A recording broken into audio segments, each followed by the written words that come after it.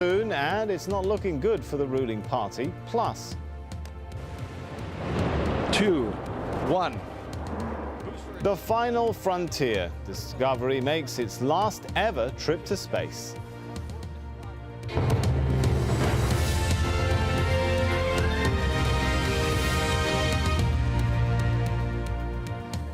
Muammar al-Gaddafi says Al-Qaeda and Osama bin Laden are responsible for the uprising against him.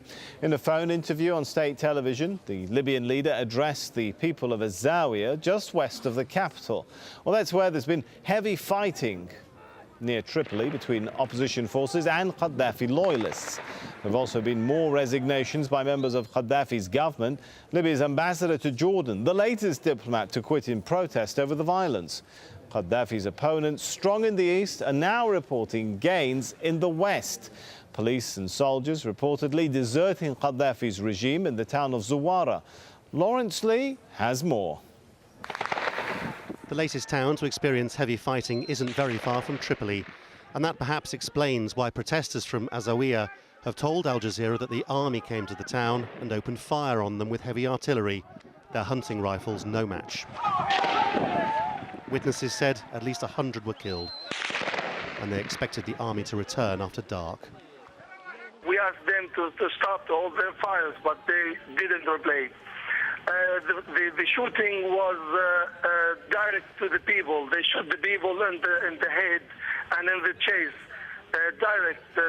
So they were trying to kill the people, not terrifying them.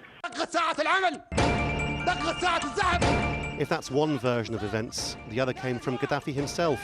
He turned up by telephone on Libyan television with a message to AlJazeera. He said the town had been infiltrated by Al-Qaeda, bin Laden, drugs and madness. The demands come from bin Laden. You AlJazeera people are substituting the popular and Jamahiriya system with bin Laden. Bin Laden cells have been operating here for months. His operatives are provoking and brainwashing your children, inciting them to launch attacks. The enemy perpetrating the killings of our children, operating from mosques or elsewhere.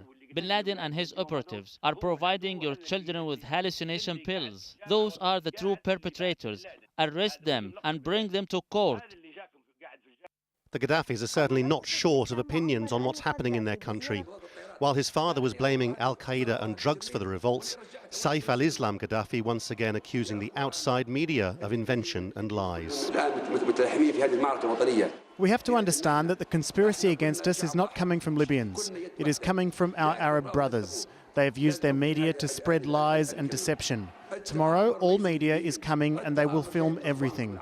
There is also an investigation committee, which includes foreigners. You will discover that we were deceived. You will find that this was the biggest lie to Libyans in our history. As well as all these observations from the Gaddafis, Libyan TV has been showing other pictures aimed at putting the fear into the opposition. It isn't clear whether these men are alive or dead, though at least one is still moving. There was a message as well: give all your weapons in and we won't harm you. It's unlikely to be believed by the protesters. It's hardly surprising the government wants the opposition to agree to a weapons amnesty. These images from Misrata in the west, said to be the scene of new fighting after falling to the opposition, suggest the uprising has as many heavy weapons as the army. During his latest address, Gaddafi offered the opinion that Libya's tribal leaders, some of whom have been meeting in Al-Baida, should be taking more responsibility for local government and controlling their young people, though here they said they were more interested in the United Nations coming to save them. Gaddafi said he himself had become more of a symbolic leader of Libya. As the Arab proverb says, if you carry a leaking water bag, it will make your back wet, and it is your responsibility. It is none of my concern anymore. This was an address different in tone and content to his speech of Tuesday night. Wishful thinkers might hope it sounded almost valedictory. Or perhaps in arguing that he isn't really leader and therefore isn't in charge, it was simply a denial of responsibility. May peace be on AlJazeera and its people. Lawrence Lee, Al Jazeera. Well, tribal leaders in eastern Libya have been meeting to denounce the government in Tripoli.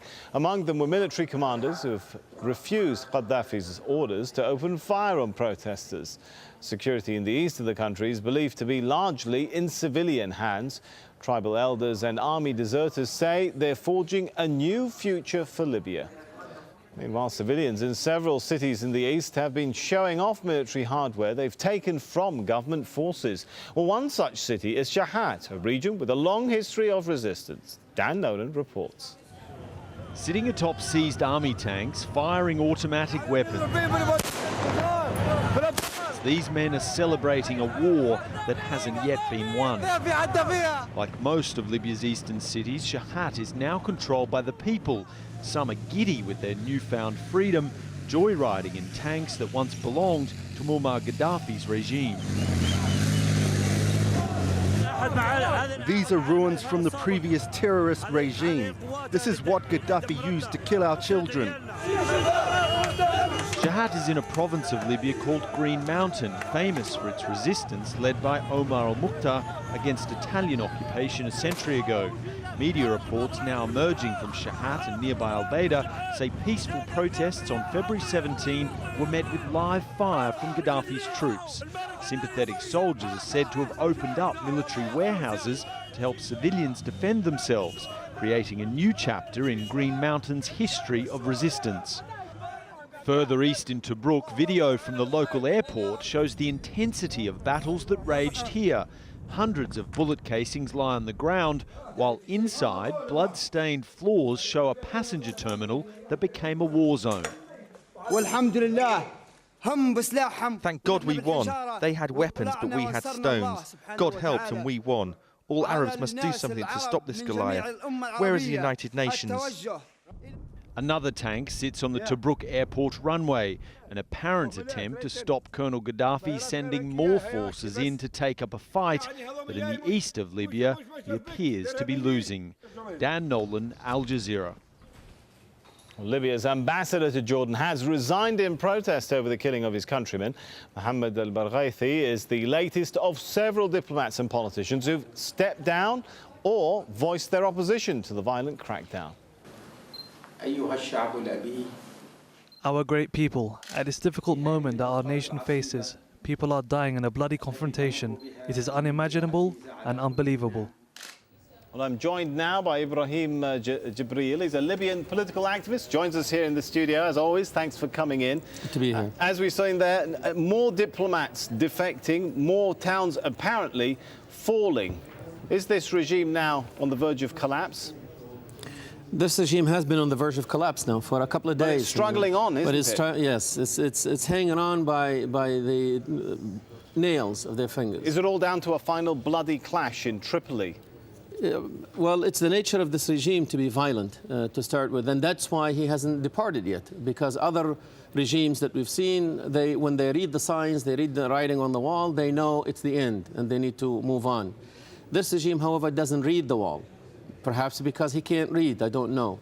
But he cannot read the signs or decipher the signs. So he's fighting on as he says he would, and hanging on to the last minute. But I think we are now counting hours anyways. Let's talk a little bit more about him.